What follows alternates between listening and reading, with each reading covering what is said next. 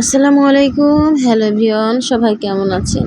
আশা করি সবাই খুব ভালো আছেন। আমিও ভালো আছি। দেখতে পাচ্ছেন আমি এগুলা দেখাচ্ছি আপনারাকে কাঁঠালের বিচি। প্রতিদিনের মতো নতুন একটা ভিডিও নিয়ে চলে এলাম আপনাদের মাঝে। তো আপনারা স্কিপ না করে অবশ্যই শেষ পর্যন্ত আমার ভিডিওটা দেখবেন। এখন এই বিচিটাকে আমি খোসা ছড়িয়ে নিয়েছি, নিয়ে পানিতে সিদ্ধ করতে দিয়ে দেবো। সিদ্ধ করতে দিয়া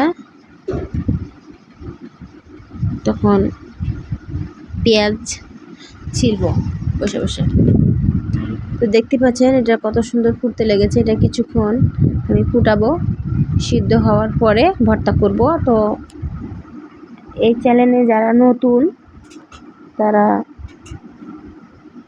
অবশ্যই আমার চ্যানেলটা সাবস্ক্রাইব করে দেবেন, তাহলে প্রতিদিন নতুন নতুন ভিডিও দেখতে পাবেন। আর যারা পুরানো বন্ধু তারা কে কহছি তাকে অবশ্যই একটা করে লাইক আর একটা করে কমেন্ট করবেন। আপনার একটা কমেন্টে আমি শত শত ভিডিও বানানোর উৎসাহ যোগাবো, অনুপ্রেরণা পাবো, শক্তি পাবো। তো যাই হোক, কথা কইতে কইতে চলে এসেছি মেলাখানি ভিডিও শেষ দিকেই। এখন আমি সিদ্ধ হয়ে গেছে ওটা। এখন এখানে 3-4টা শুকনা ঝাল ভাজা নিব, ভাজা তুলে নিনু, দিয়ে এখন পেঁয়াজ কুচি আর রসুন কুচি দিয়ে দিন। দেওয়ার পরে এটাকে সুন্দর করে বাদামি কালার করে নেব। বাদামি কালার না হওয়া পর্যন্ত এই পেঁয়াজটাকে তুলব না। তো আস্তে আস্তে জাল দিব, জাল দিয়ে তখন বাদামি কালার হয়ে গেলে এটাকে নামিয়ে ধুয়ে দেব। প্রায় হয়ে আসছে, এখন এটাকে নামিয়ে নেব, কারণ এর চাইতে বেশিক্ষণ ধুলে কিন্তু বেশি কালো হয়ে গেলে ভালো লাগবে না, স্বাদ নষ্ট হয়ে যাবে।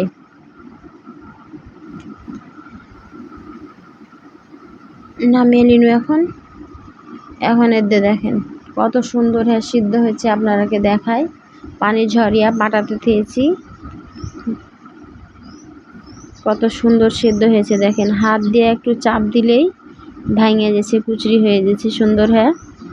খুব সুন্দর সিদ্ধ হয়েছে। এরকমভাবে সিদ্ধ করতে হবে জেনে হাতে চাপ দিলেই সুন্দর হয়ে যায়। তো এখন পাটাতে সুন্দর করে বাইটা নেব। বাইটা নেওয়ার পরে তখন এই যে বাটা শেষ প্রায়। এখন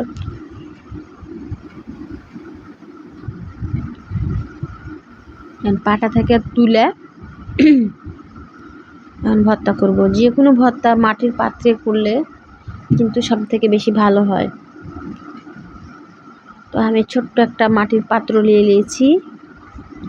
এই যে শুকনা ঝাল ভাজে তুলে দিয়েছিল ওই দুটো এখন একটু সামান্য লবণ দিয়ে একটু কুচলে নিনু, কারণ এখন শক্ত হয়ে আছে, মচমচা হয়ে আছে। যদি বেশিক্ষণ রাখি তাহলে কিন্তু এটা নষ্ট হয়ে যাবে, নরম হয়ে যাবে। আর নরম হয়ে গেলে কিন্তু কুচলানো যাবে না, সে লেগে মচমচা হয়ে আছে, তখনই কুচলে নিনু। আর এই যে ভাজা পেঁয়াজ রসুন কুচি দিয়ে দিন। আপনারা চাইলে এই ভাজা পেঁয়াজ রসুন দেওয়ার পরেও একটা পেঁয়াজ দিতে পারেন কাঁচা, কিন্তু আমি দিইনি, কারণ বেটা বেটি কিন্তু কাঁচা পেঁয়াজ ভালো আসে না খুব একটা। কাঁচা পেঁয়াজ পাইলেই ফেলে দেয়, দাঁতের তলে পড়লে বিরক্ত হয় বেটা বিশেষ করে বেশি। আর এই ভর্তাতে তো সব কিছু একসাথে মিশ্রিত হয়ে যাবে, সেটাকে কাঁচা পেঁয়াজ দিইনি। তো আপনারা মনে চাইলে দিবেন, আর না হলে না দিবেন, কোনো সমস্যা নাই। এখন সুন্দর করে এটাকে মাখিয়ে নেব। মাখিয়ে নেওয়ার পরে সরিষার তেল দিয়ে দেবো একটু,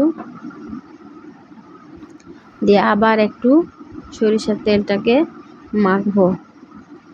মাখার পরে হয়ে গেল ভর্তা রেডি। এখন পরিবেশনের পালা। তো যারা এই ভর্তা খাননি একবার হলেও খাইয়ে দেখবেন, খুব সুস্বাদু, খুব স্বাদ, ভালো লাগে খেতে।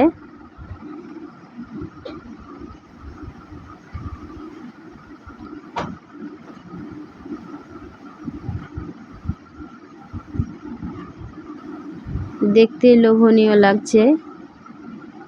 ভর্তাটা এত সুন্দর হয়েছে।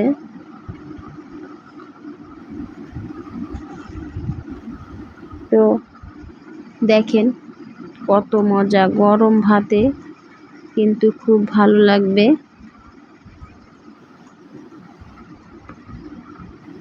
তো আজকে এ পর্যন্তই, ফের দেখা হবে পরের ভিডিওতে। তো সবাই ভালো থাকবেন, সুস্থ থাকবেন। আর পরিশেষে কইছি যে যারা আমার ভিডিওটা শেষ পর্যন্ত দেখেছেন তারাকে অসংখ্য ধন্যবাদ। আর দেখাই শেষ লয়, যারা দেখছেন তারাকে অনুরোধ করছি, যখন কষ্ট করে দেখলেন তখন একটু কষ্ট করে হলে লিখে একটা কমেন্ট করবেন কেমন লাগলো, বা কোনো কিছু খারাপ বা ভুল হলে যাই হোক একটা কমেন্ট করবেন দয়া করে, তাহলে আমাকে ভালো লাগবে। ভর্তার সাথে কিছু তরকারি ছিল, কালকের মাংস ছিল সেটাও দিনু। আর এখানে কুমড়ার ভাজি, কারণ বেটা খাবে না ভর্তা, কুমড়ার ভাজিও খাবে না, শুধু মাংস দিয়ে ভাত খাবে। এখন সবাই একসাথে খাবো, এক প্লেটেই দুজনকে খাইয়ে দিব, নিজে খাবো। তো সবাই ভালো থাকেন, সুস্থ থাকেন। সবার জন্য অনেক অনেক দোয়া আর শুভকামনা করছি। আল্লাহ হাফেজ।